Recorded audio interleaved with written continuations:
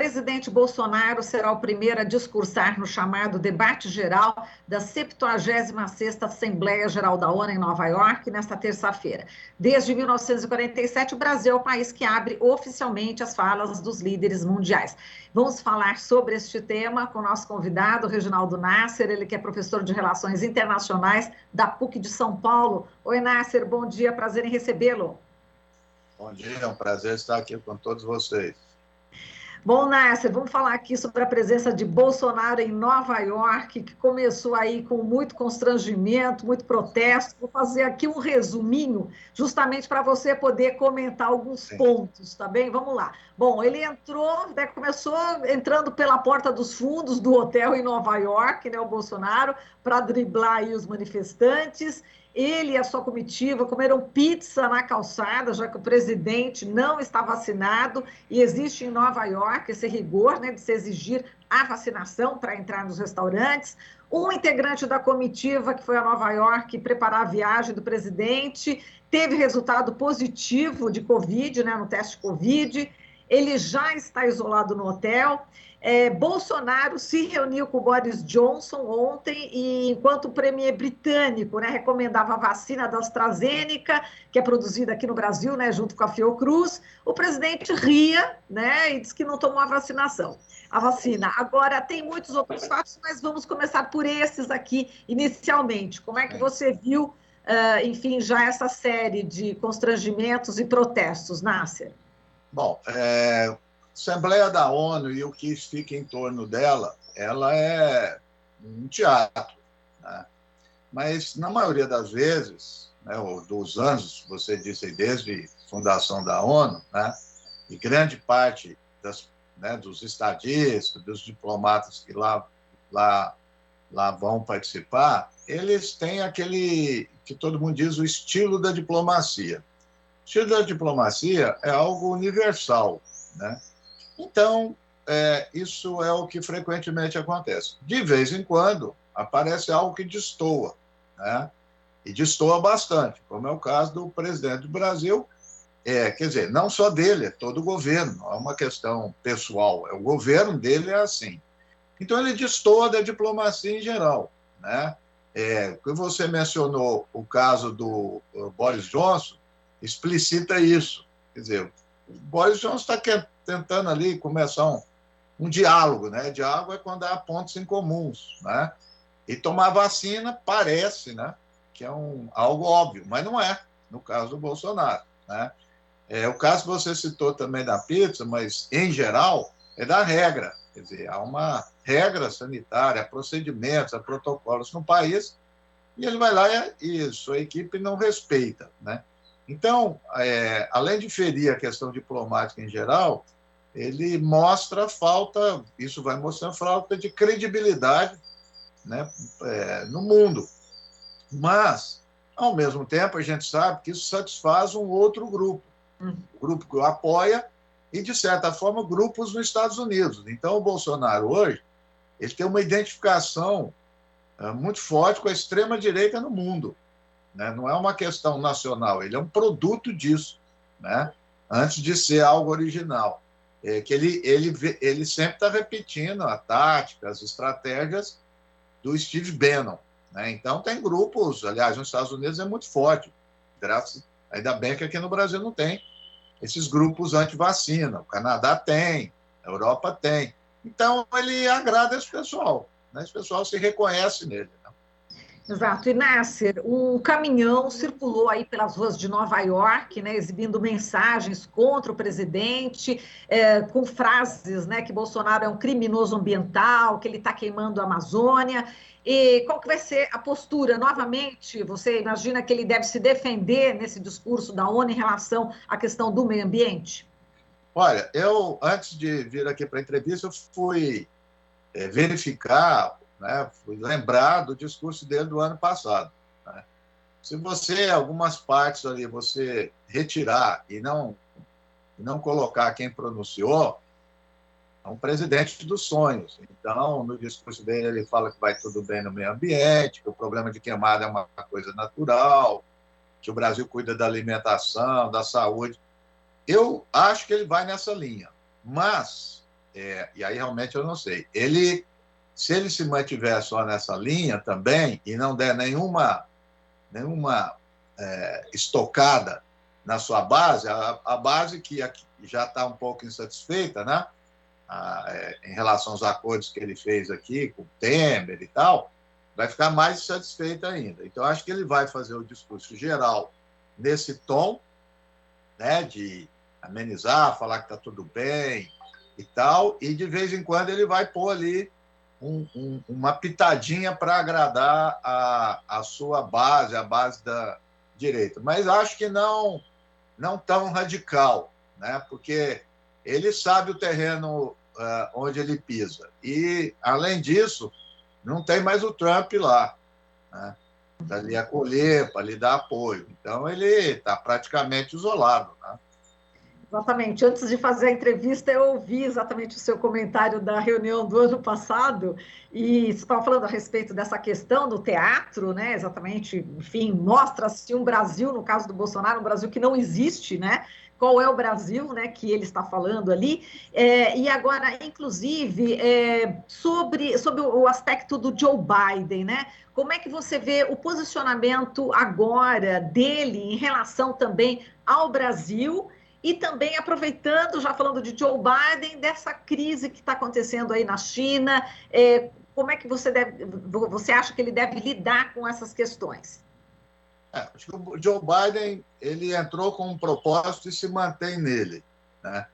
Houve aí a questão que saiu fora aí do que estava previsto, que atingiu a sua imagem o final da retirada dos Estados Unidos do Afeganistão. No restante, ele tem cumprido o roteiro, quer dizer, ele tem enfatizado, fez as conferências de meio ambiente. Aliás, um ponto importante é que ele se reuniu com vários líderes e o Bolsonaro não foi convidado, né? Ele se reuniu, inclusive, o presidente da Argentina esteve presente, né? Agora, e ele não foi, o Bolsonaro nem participou. Então, esse tema do meio ambiente é um tema muito caro para o Partido Democrata e tem se tornado um tema importante para a população em geral. Eu tenho visto a pesquisa de opinião pública, o tema do meio ambiente ele tá crescendo cada vez mais, preocupação do dia a dia da pessoa, né? Não é cada vez mais é um problema abstrato. As pessoas vivem o dia a dia, secas, inundações, fogo e tal. Então, isso é um ponto que ele vai continuar. Acredito que da China ele não vai revelar aquilo que é o objetivo dos Estados Unidos, que é confrontar a China, que ele já disse em outras ocasiões. Como ele é uma pessoa, no sentido restrito da palavra, diplomático, acredito que ele vai dar outro tom na fala. E nessa história também da crise econômica, pode ser que ele aproveite a oportunidade. Os democratas gostam de falar muito isso, de multilateralismo, né? Se eles fazem, até que ponto, e com quem faz é outra história. Com os europeus ele faz. Mas eu acho que vai nesse tom. Multilateralismo, meio ambiente, questão da pandemia. Acho que ele vai enfatizar, porque ele está com problemas internos. A população, boa parte da população dos Estados Unidos não está vacinando e a pandemia voltou a crescer. Os Estados Unidos está com graves problemas internos.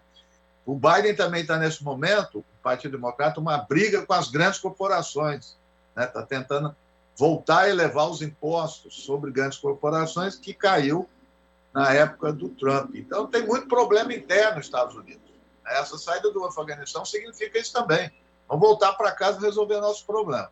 Então, acho que ele vai nesse tom. Mas ele é sempre muito cuidadoso com as palavras. Não vai ter tão enfático quanto a China, mas acredito que vai mencionar algo a respeito daquilo que eles dizem, de uma concertação política e econômica no mundo. É sempre o tom dos democratas, em particular, do estilo de Clinton, Biden, Obama. Acho que eles fazem parte de um grupo, né, que pensa de forma bastante semelhante à política internacional. E, Nasser, na última reunião da ONU, você tinha falado que o Bolsonaro tinha um apoio não só da elite nacional, né, como da elite internacional. Sim. Agora, diante desse quadro, né, como você falou agora com o Joe Biden, fora Trump, como é que estão as elites nacionais e internacionais em relação ao governo Bolsonaro? Não, eu continuo vendo que tem apoio de parte da elite internacional. Que elite? É para gente, para facilitar. É a elite lá nos Estados Unidos que continua apoiando o Trump.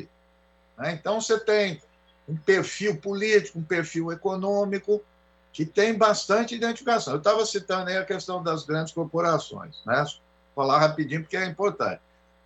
Havia um nível de impostos, de taxas sobre grandes corporações, desde a época do pai do Bush, em torno de 34%, 35%. O Obama conseguiu aumentar um pouquinho, e com o Trump foi a maior redução na história dos Estados Unidos. Foi de 35%, 36% para 21%.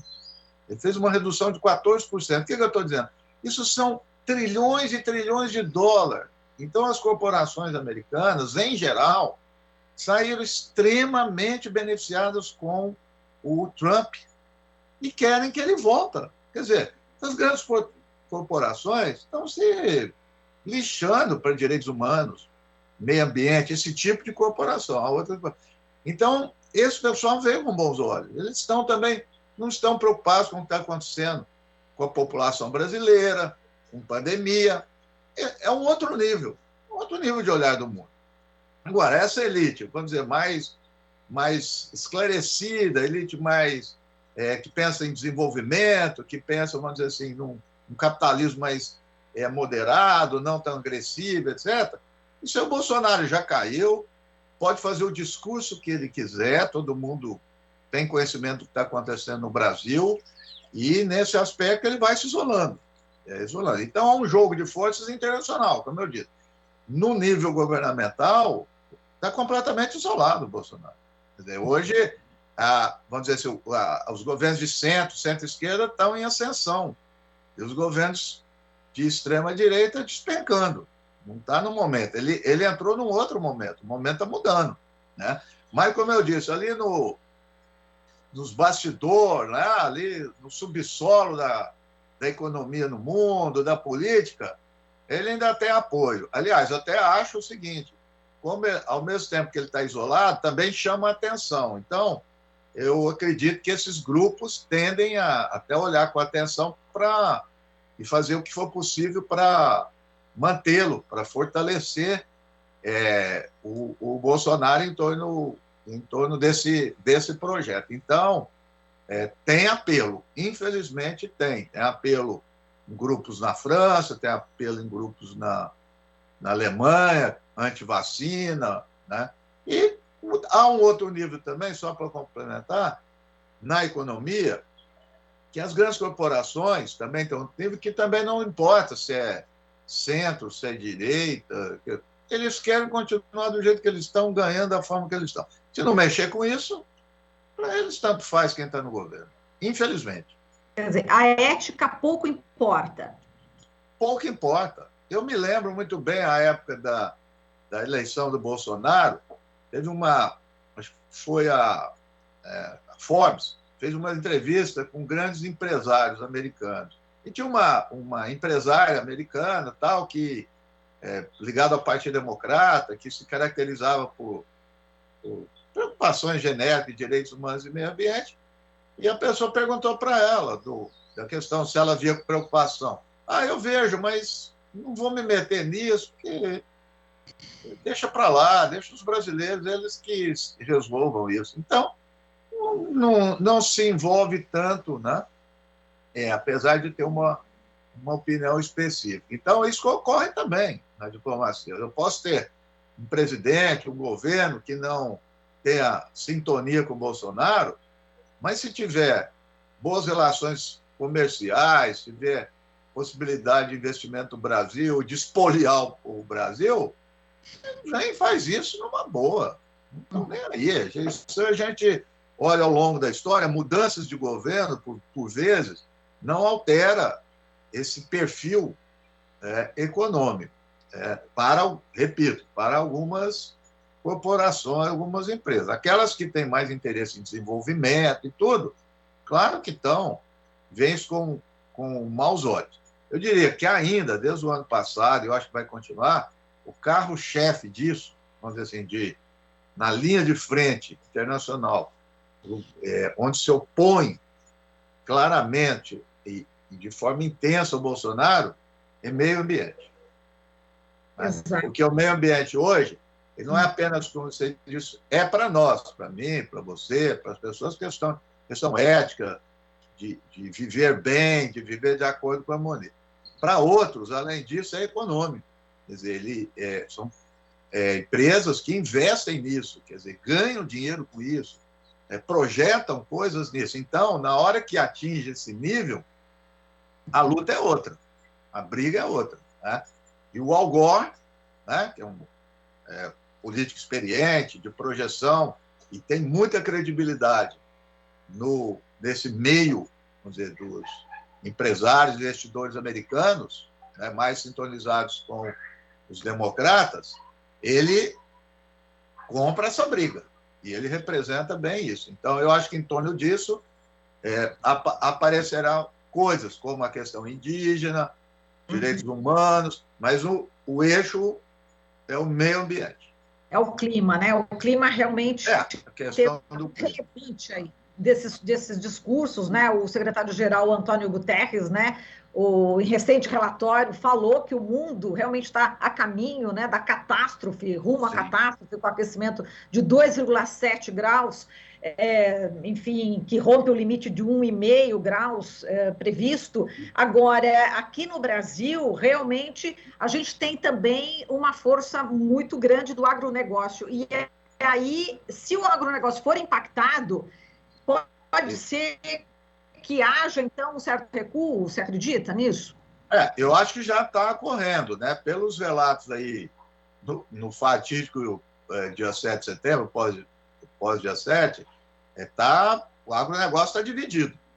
Né? Quer dizer, isso não estava antes. Então, há divisões aqui no Brasil, já está manifestando isso, nessas elites, tanto no meio financeiro, agronegócios, quer dizer, tem a divisão em torno do apoio ao Bolsonaro.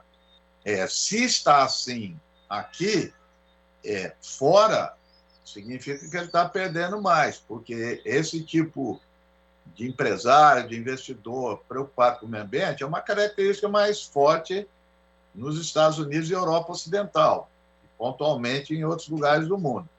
Então, nesse aspecto, o Brasil já está mal, vamos dizer assim. O Boris Johnson, só para voltar um pouquinho que você estava falando, ontem eu disse isso, o encontro do Boris Johnson.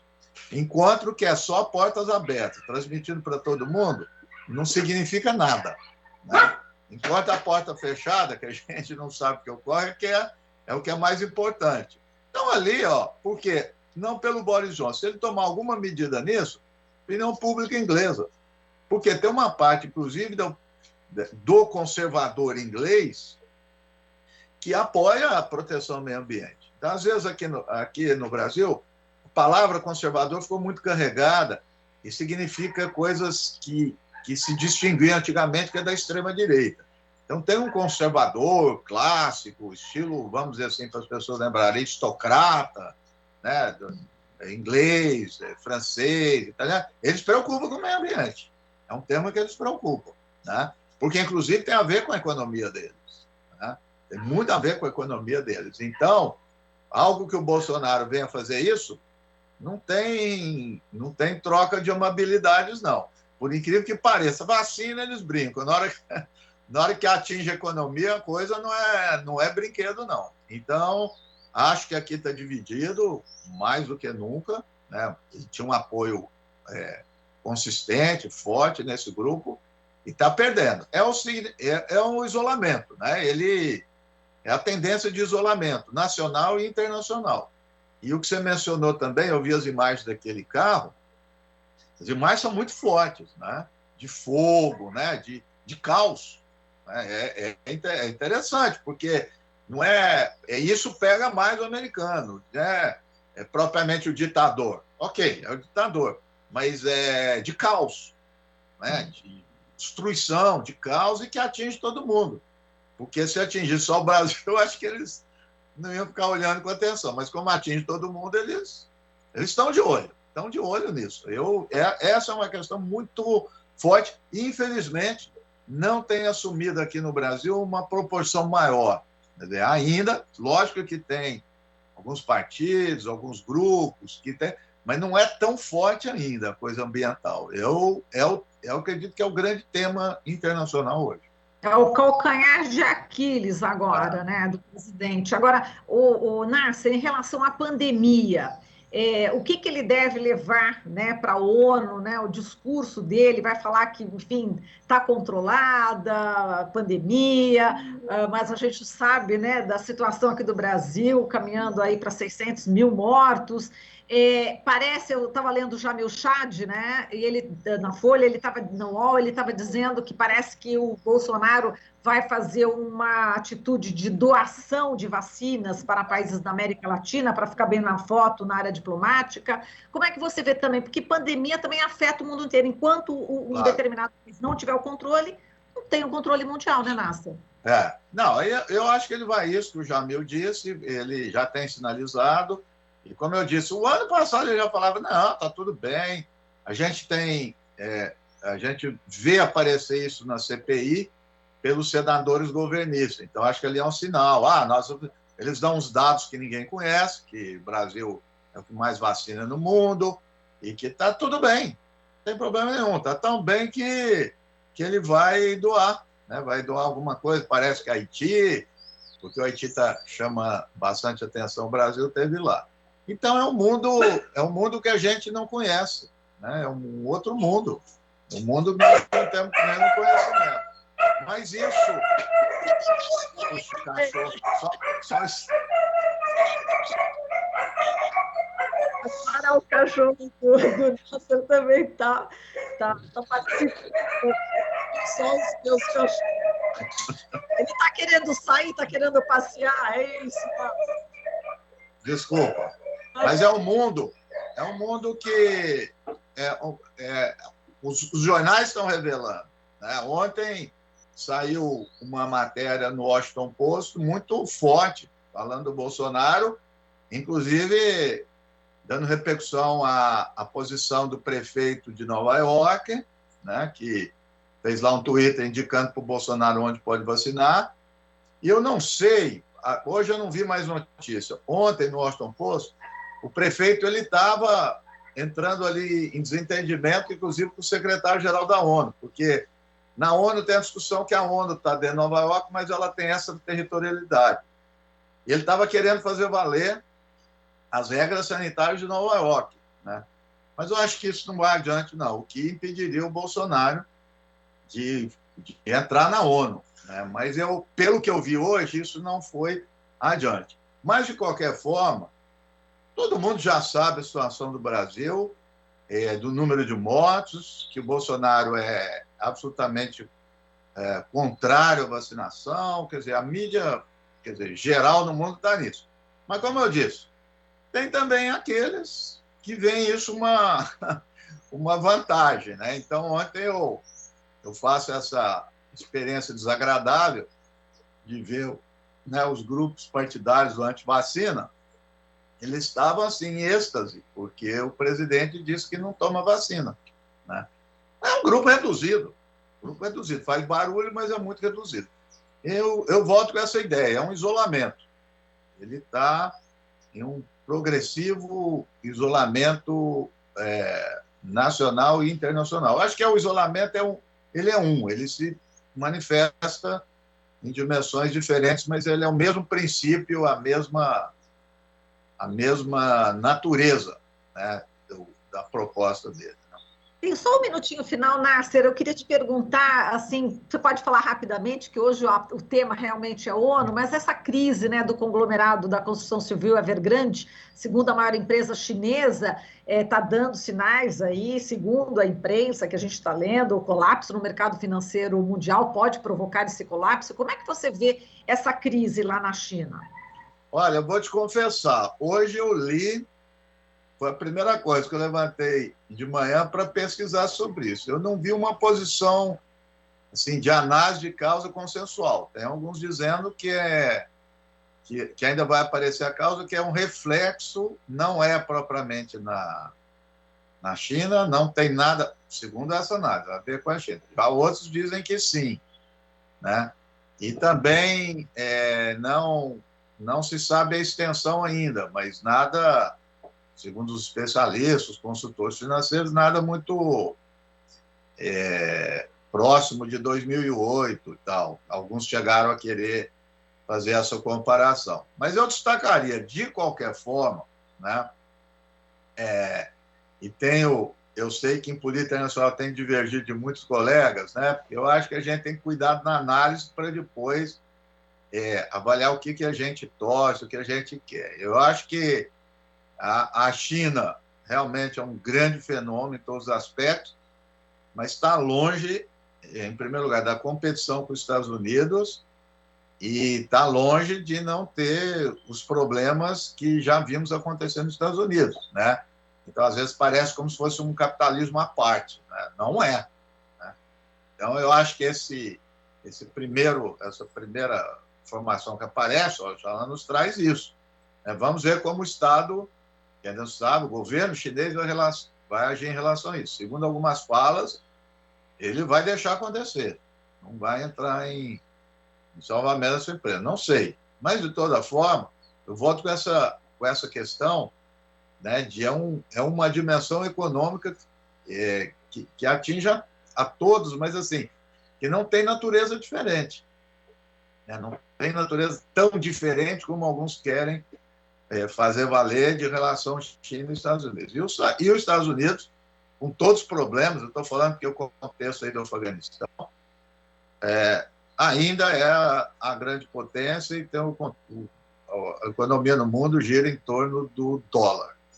Então, e os Estados Unidos, o Biden, assim como o Trump, colocou a China na linha de frente.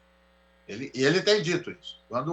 No discurso em abril, quando o Biden anuncia que vai sair do Afeganistão sob qualquer condição, que ele não ia fazer exigência nenhuma que ia sair, ele diz no discurso, foi de 14 de abril, ele diz assim: nós temos que lidar com outras questões, pandemia, China, né? Então, ele tem nomeado isso, os democratas têm nomeado, e isso é uma coisa que não mudou lá do Trump, não. Tá certo. Nasser, muito obrigada aqui por toda a tua análise, um forte abraço para você e até a próxima, tá? Obrigado, prazer falar com vocês. Um beijo, até mais. Falamos aqui com o Reginaldo Nasser, professor de Relações Internacionais da PUC de São Paulo. Aqui você ouve as notícias que os outros não dão. Jornal Brasil Atual.